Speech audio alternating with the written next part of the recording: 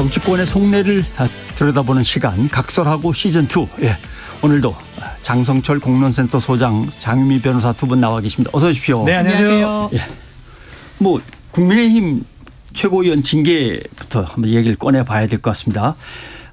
김재원 최고위원 당원권 정지 1년, 그다음에 태용호 의원은 당원권 정지 3개월 이렇게 됐습니다.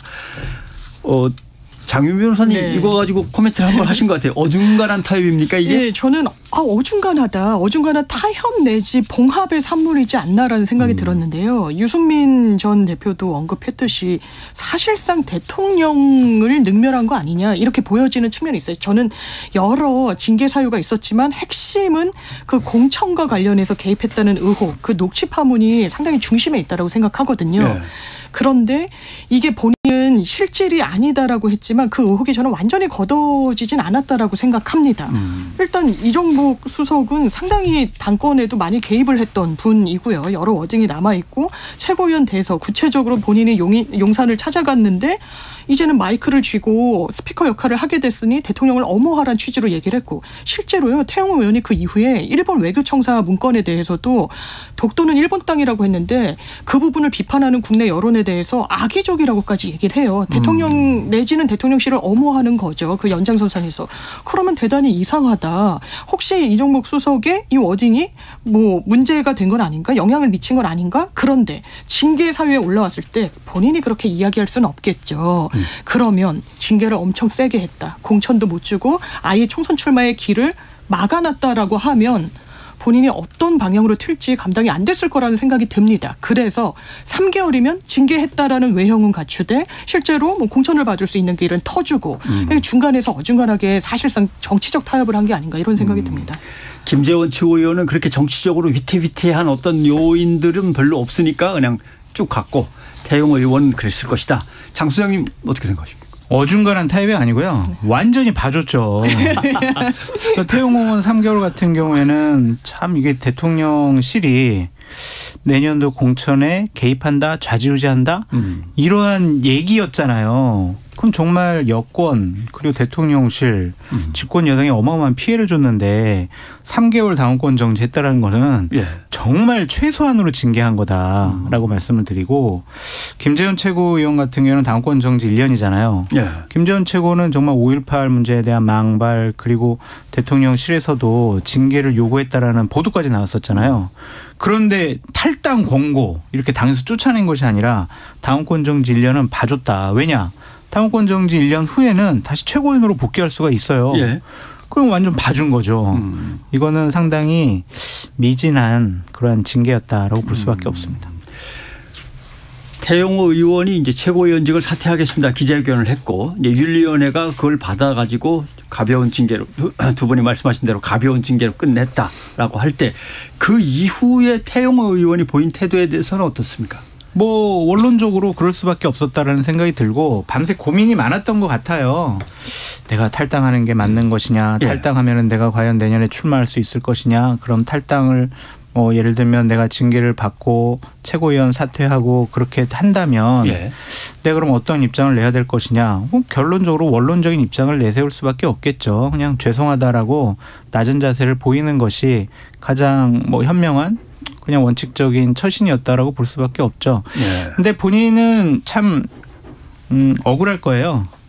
여러 가지로 되게 기자회견까지 하면서 항변을 했었잖아요. 내가 정말 더 강한 정치인이 되겠다라고 했는데 주위에서 많은 좀 조언이 있었던 것 같습니다. 본인도 주위에 여러 국민의힘 쪽에 어른들한테 제가 어떻게 했으면 좋겠습니까? 라는 상의 전화를 많이 했더라고요. 그분들 조언해 준 분들 대부분이 그냥 일단은 사퇴하는 것이 낫겠다. 그런 조언을 많이 한 것을 태용호 의원이 좀 받아들인 것 같다라고 말씀드려요.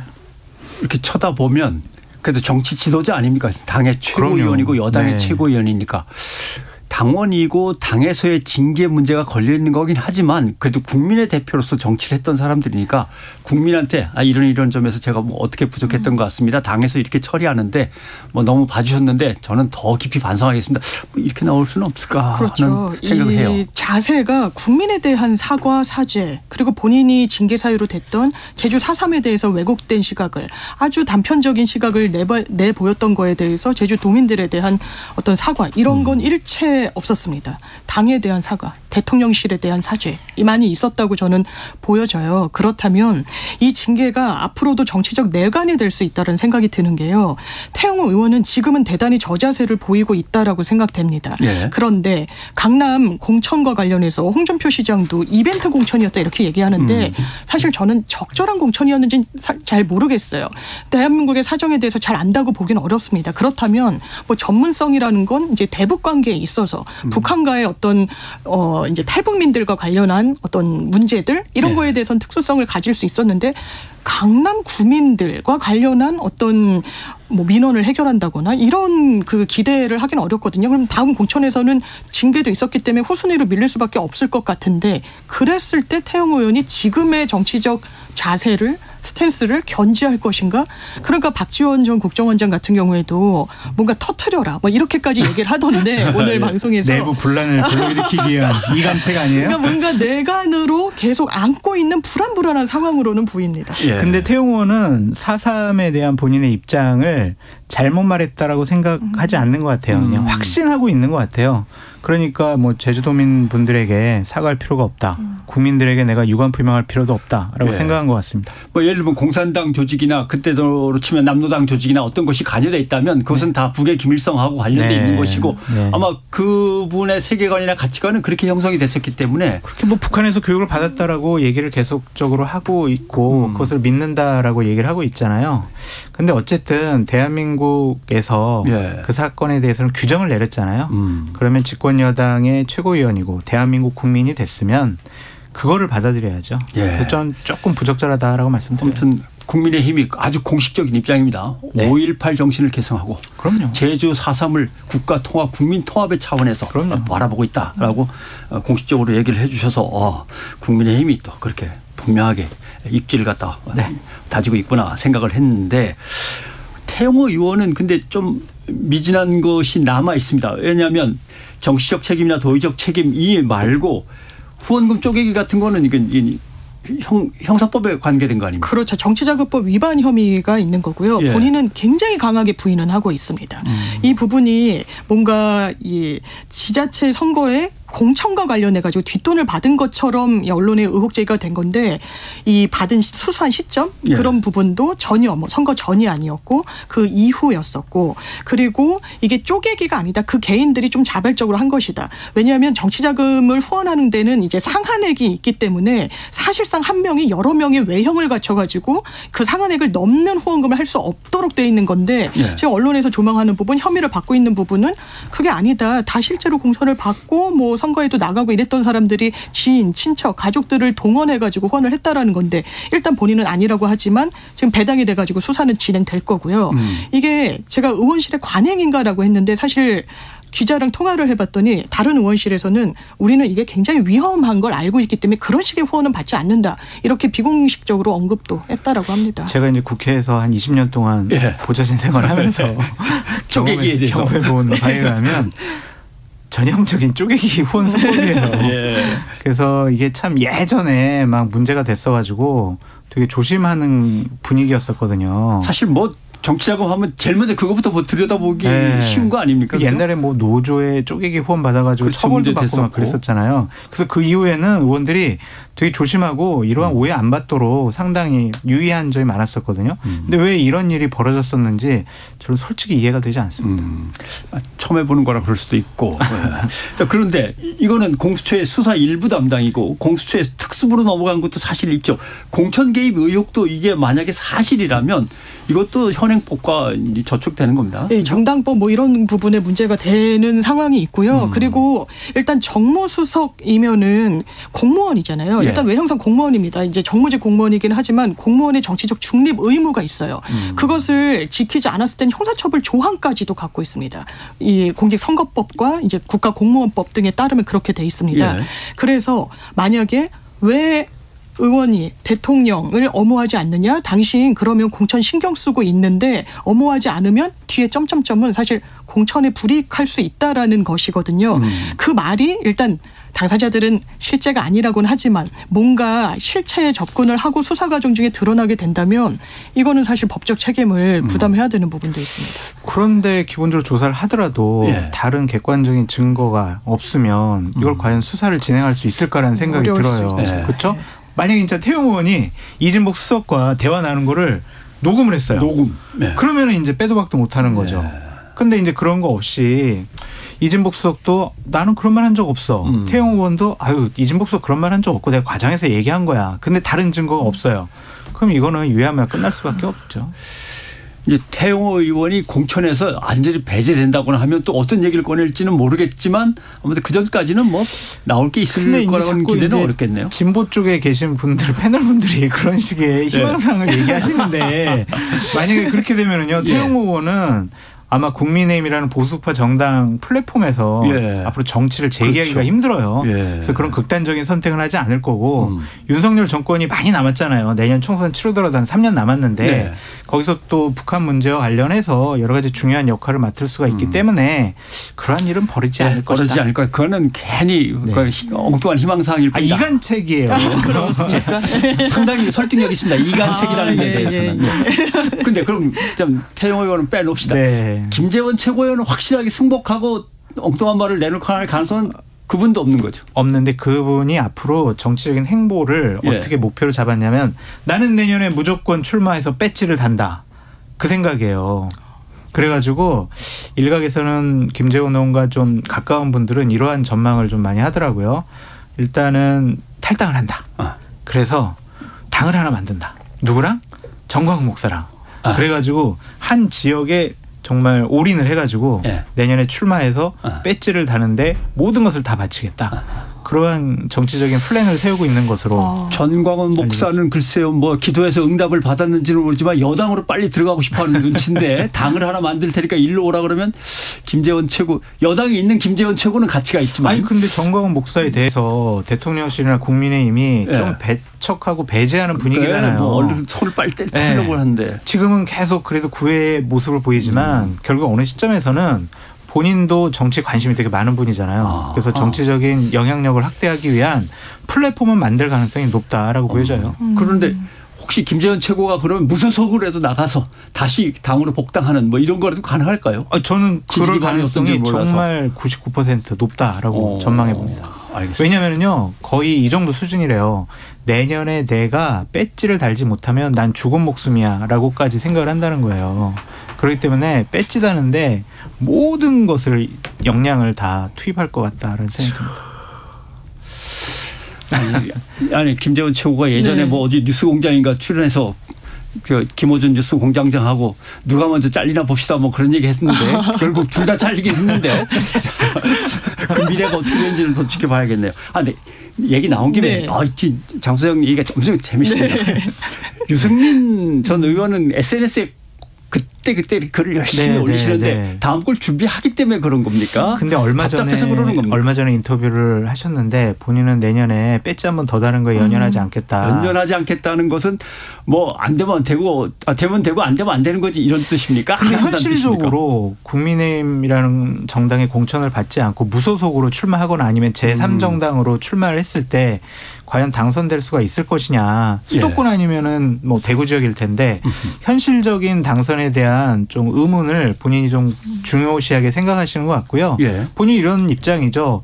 나는 윤석열 정권이 잘못돼가는 것에 대해서는 쓴소리하고 바로잡는 데 노력을 하겠다. 그것이 내가 보수 우파를 사랑하는 여러 가지 행동에 중요한 요인이다라고 얘기를 하고 있는데 예. 만약 내년 총선에 출마하지 않는다면은 본인은 2027년 대선의 꿈을 갖고 있잖아요. 예. 그러면 내년 총선 이후에 1, 2년 있다가 보궐선거가 나오지 않겠습니까? 거기에 적당한 지역에 출마할 수도 있지 않을까라는 생각이 듭니다. 예. 근데 일단 최고위원 빈자리는 어떻게 해야 됩니까?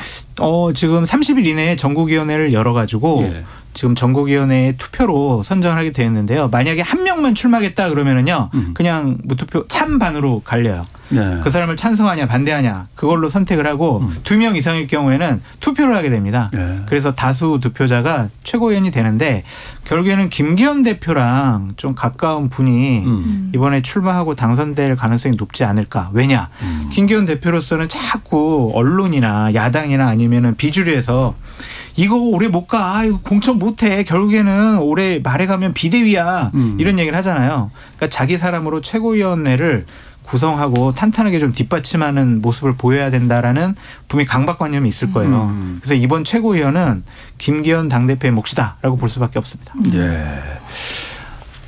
홍준표 지사가 오늘 아침 라디오 인터뷰를 하면서 아마 두 최고위원 다 사실 정치 경력이 태영호 의원은 뭐 특히 더 그렇지만 네. 길지는 않은 거에서 좀 무게가 있는 중진이 좀 맡았으면 좋겠는데 이런 의견을 필요가 맞아요. 했더라고요. 그것도 맞는 말인 것 같아요. 지금 다선 의원은 김기현 당대표밖에 없어요. 그러니까 그리고 또 다른 분들은 원외 인사고 또 초선이고 예. 이러기 때문에 당의 좀 지도부가 중량감이 좀 떨어지는 것 같아요. 그러고 보니까 원외 인사라고 좀 소리한 것 같은데 태영호 의원은 최고위원직을 사퇴를 스스로 했으니까 고려가 된다고 치지만 김재원 최고위원은 사퇴를 안 했으니까 최고위원인 거죠? 예, 그냥 뭐 당원이 아닌 최고위원이라서 최고위원 회의나 최고위원으로서의 역할을 못하는 거리 상태라고 볼 수가 있죠. 이건 때문에 뭐 당원 단결을 좀 바꿔갖고 이런 사태에서는 어떻게 하는 게 낫겠다고? 안 할 것 같아요. 보강을 안 하고요. 네, 안 할 것 같아요. 알겠습니다. 자, 국민의힘 얘기했는데 민주당으로 가보겠습니다. 김남국 의원의 코인 투자 의혹에 대한 이제 이런저런 민주당의 나왔습니다. 먼저 장성철 소장님이 이 주제와 관련해서 내놓은 키워드를 보니까 김남국 의원 그래도 거짓말쟁이라고 하시는데 그 이유는 뭡니까? 해명이 달라져요. 계속 다르다. 첫 번째 했던 해명 또 다른 의혹이 제기되니까 또 해명을 해요. 또 의혹을 제기하니까 또 다른 해명을 해요. 그러면서 결정적으로 의혹을 풀 수 있는 키포인트는 절대로 얘기 안 해요. 언제 얼마 주고 어떻게 그 코인을 샀느냐 위믹스 코인을 샀느냐 그거에 대해서는 본인이 어떤 계좌를 공개한다든지 아니면 명확하게 해명을 못합니다. 그러니까 어제 디지털 에셋이라는 그러한 단체에서 김남국 의원의 소유하는 위믹스가 85만 5천 개가 아니라 127만 개라는 것을 밝혀냈어요. 그러니까 김남국 의원이 갖고 있던 그 주소를 추적을 하니까 클립 지갑이라는 게 있거든요. 거기를 쭉 파악을 해보니까 이건 85만 개가 아니야. 127만 개야. 라고 확정적으로 얘기를 한 거예요. 그렇다면요. 이게 맞다면 김남국 의원이 5월 8일 날 9일 날 해명을 했던 나는 LG 디스플레이 그 주식을 팔아서 9억 8천만 원을 마련을 해서 나는 위믹스 코인 85만 개를 샀어. 첫 번째 해명부터 잘못된 거라고 볼 수밖에 없어요. 그러면은 127만 개와 85만 개 사이에 있는 42만 개 이 코인은 어디 갔느냐. 왜 이건 해명을 못하느냐. 그럼 이 코인의 자금의 출처는 뭐냐. 이런 것들 전혀 지금까지도 해명을 안 하고 있어요. 못하는 건지. 그렇다면 김남국 의원은 이 부분과 관련해서는 상당히 감추고 싶어하는 여러 가지 사안들이 있다라고 볼 수밖에 없고 하나 더 거짓말이라고 볼 수밖에 없는 건 저는요 2016년 2월에 이더리움이라는 가상화폐에 8천만 원 투자해가지고 가상화폐 투자를 시작을 했어요. 라고 그 방송에서 해명을 했거든요. 그 당시에는요 한국 거래소에서 이더리움 취급도 안 했어요. 이걸 어떻게 그러면 투자를 해요 이거를. 말이 안 되는 해명들을 계속하고 있다. 그래서 거짓말쟁이 김남국 이렇게 말씀드립니다. 해외 거래 사이트가 있는 건 아닙니까? 그럴 경우? 해외는 있겠죠. 근데 본인이 이제 그 당시에 한국에서 거래했다라고 했으니까 이거는 거짓말이라고 볼 수밖에 그러니까 어떤 그것에 대해 잘 아시는 분이 지갑에 있는 흔적들을 다 뒤져가지고 맞춰보니까 일단 주식 구자 숫자가 틀리다 이거죠. 그렇죠. 장미 변호사는 어떻게 생각하십니까? 저는 일단 지금 단계에서 거짓말쟁이다라고 이야기하기에는 좀 구멍이 좀 있다는 생각이 듭니다. 일단 본인 해명이 지금 진행형이기도 하고요. 진상조사가 계속 중이기도 한데 다만 이 자금의 출처가 어디서 나서 이런 거액의 코인을 보유하게 됐는지 석연치 않아요. 그리고 짚어주신 대로 어떻게 언제 어떤 이익 창출이 됐는지도 모호하게 남아 있습니다. 그 부분은 당연하게도 본인이 해명을 해야 됩니다. 왜냐하면 국회의원이었잖아요. 여러 정보에 접근 가능했습니다. 다만 이제 뭐 정무위나 관련해 가지고 뭐 금융 관련 정보를 취득할 수 있는 상임위 활동을 하지 않았더라도 뭔가 포괄적으로 이런 부분과 관련해서 부적절하다고 판단받을 수 있는 여지가 남아 있고 다만 법률적으로는 이제 국민의힘 측에서는 FIU가 모든 사건 다 검찰에 통보하는 거 아니다. 정말 이 이상 징후가 감지됐으니까 그런 거 아니냐라고 했는데 일단 2번이나 영장을 들여다보겠다는 검찰의 영장 청구가 기각이 됐어요. 이건 법률적인 의미는 계좌를 들여다보겠다는 영장은 거의 98%, 99% 공식적인 통계가 그렇습니다. 발부가 됩니다.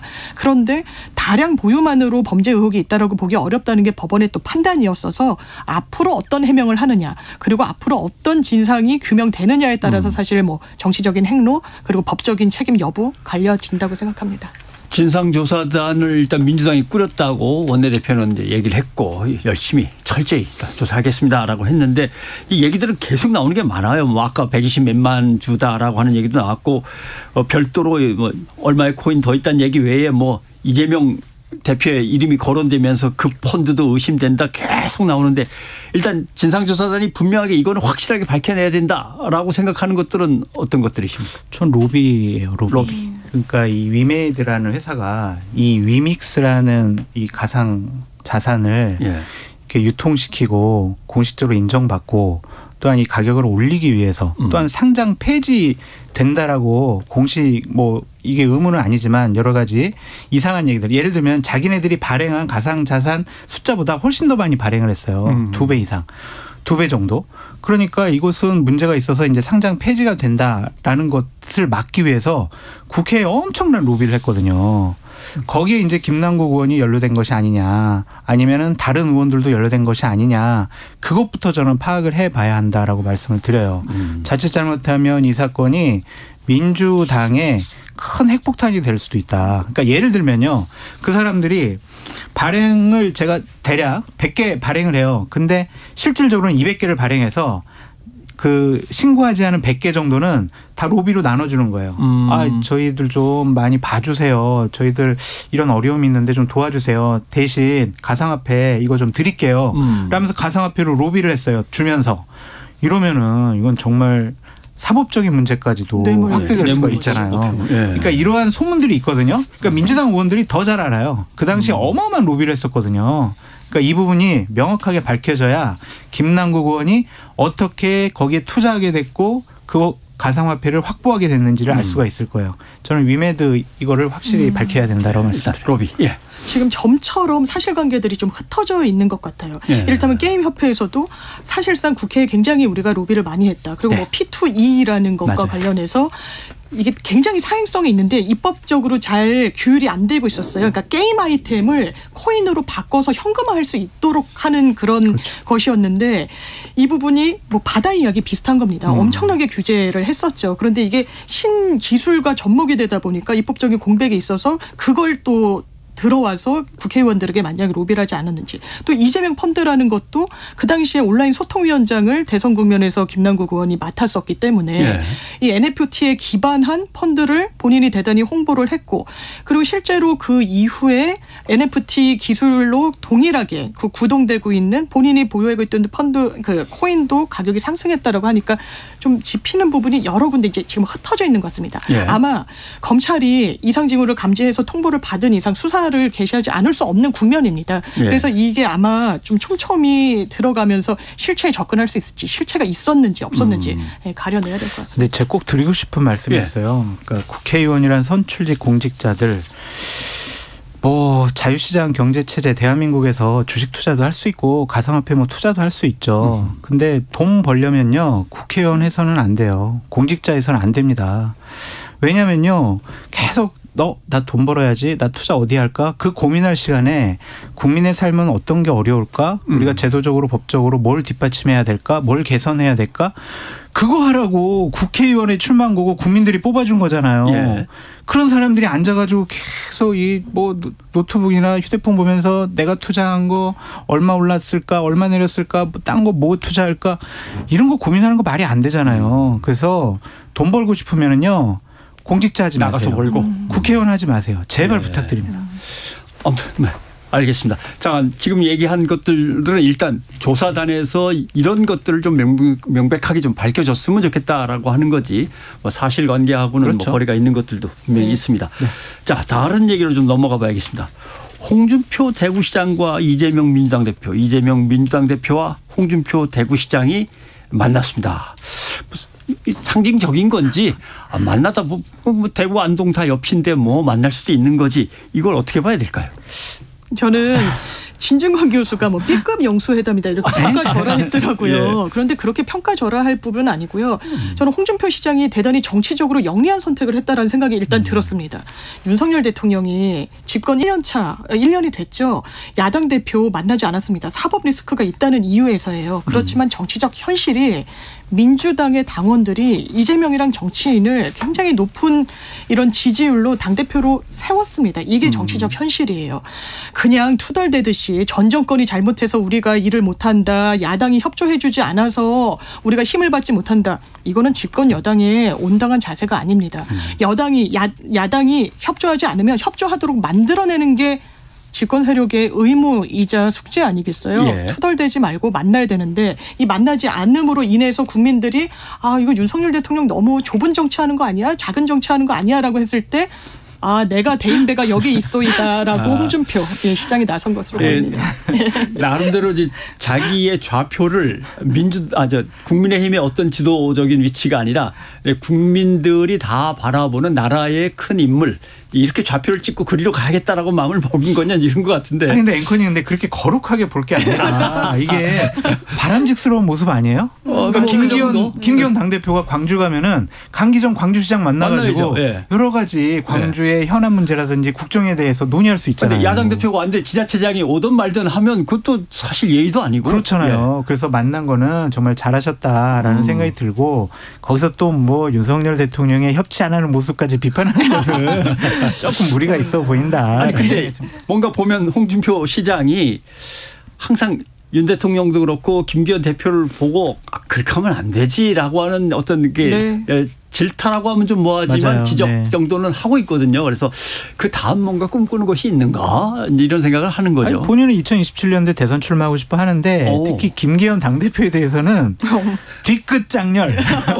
옹졸하다고. 네, 본인을 상임 고문에서 해촉시켜버렸잖아요. 예. 그럼 옹졸한 김기현 이런 식으로 공격을 하는 것은 참 뒤끝이 있는 홍준표 대표다라고 볼 수밖에 없죠. 알겠습니다. 홍준표 시장이 뭔가 다음 선거를 준비는 한다, 마음으로라도 한다는 건 뭐 그렇다고 치고, 괜히 논란이 됐던 조국 전 장관과 딸의 어떤 출마 가능성, 뭐 이런 것까지 얘기가 나왔는데, 지나가다 한 얘기인지 가능성이 있을까요?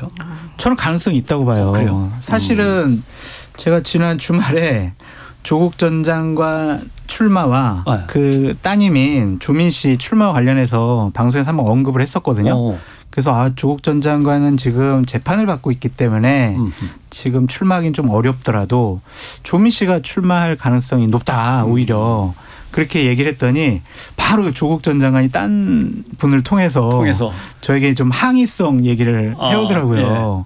아니, 이렇게 뭐 조민 내 딸이 무슨 정치를 하고 출마를 하냐, 그런 얘기 하지 말아라, 그런 얘기를 전해왔는데 본인이 내년에 출마 안 할 거다라는 얘기는 또 안 하시더라고요. 딸 얘기 바로 끝냈어요. 네, 그런 걸 보면은 본인도 기회를 봐서 출마할 여건이 되면은 출마할 가능성이 높고, 지금 민주당도 조국 전 장관의 출마의 길을 열어놓는 당원 당규 개정을 하지 않았느냐, 전 그렇게 좀 생각해 봅니다. 저는 이게 조국 전 장관을 겨냥했다라기보단 사실은 이재명 대표의 이제 총선 출마의 길을 터주는 성격이 더 높고, 강훈식 의원이 이제 뭐 조민, 조국 전 장관 이야기를 했는데, 대단히 그냥 이제 수세적으로 질문에 약간 적극적이 아니라 이제 소극적으로 답하는 과정 중에서 언급이 됐고 조국 장관의 워딩을 뜯어보더라도 우리 아이는 정치하지 않는다. 뭐 이러저러한 제안들이 있기도 하지만 굉장히 자주적인 아이인데 정치와는 무관하다 선을 긋고 있고 물론 조국 전 장관 같은 경우는 최근에 관악으로 이제 이사를 갔다라고 하지만 본인 아파트가 재개발에 들어가서 이제 이사 갈 측면이 있지만 여러 정치적 해석을 놨지만 지금 나오는 게 저는 국민들의 선택을 받을 최상의 카드라고 본인이 인식할까 이런 생각이 좀 들긴 합니다. 아니 근데 정치적인 용어로 우리가 해석을 해보면 조국 전 장관이 출마할 거야 그랬더니 드릴 말씀이 아직은 없어요라고 한 거는 여차하면은 저 출마할 거예요. 알겠습니다. 그 말입니다. 그럼 제가 나중에 한번 전화 걸어봐야 되겠네요. 네. 예, 두 분 고맙습니다. 감사합니다. 감사합니다.